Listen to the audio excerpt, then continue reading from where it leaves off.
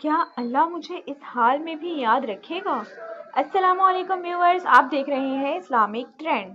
ایک نیک انسان تھا، ساری زندگی عبادت میں گزاری، لوگ اس کی نیکی کی مثال دیتے تھے، مگر بڑھاپے میں اسے ایک خوف نے گھیر لیا۔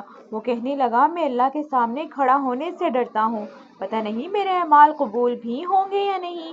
مرنے سے پہلے اس نے اپنے بچوں کو بلایا اور کہا، جب میں مر جاؤں مجھے جلا دینا، پھر میری راکھ کو آدھا سمندر میں اور آدھا ہوا میں بکھیر دینا، میں اللہ کے عذاب سے بہت ڈرتا ہوں۔ بچوں نے ایسا ہی کیا۔ اللہ تعالیٰ نے حکم دیا، ہوا جو تیرے پاس ہے وہ واپس لے آ، سمندر جو تیرے پاس ہے واپس دے۔ وہ شخص دوبارہ کھڑا کر دیا گیا۔ اللہ نے اس سے پوچھا، تم نے ایسا کیوں کیا؟ وہ کانپتے ہوئے بولا، اے میرے رب، صرف تیرے خوف کی وجہ سے۔ اللہ تعالیٰ نے فرمایا، تو نے مجھے پہچانا، میرے سامنے جھکا اور مجھ سے ڈرا، میں نے تجھے معاف کر دیا۔ یہ واقعہ ہمیں یاد دلاتا ہے کہ اللہ کے ہاں صرف عمل نہیں، دل کی کیفیت بھی دیکھی جاتی ہے، یعنی کہ نیت بھی دیکھی جاتی ہے۔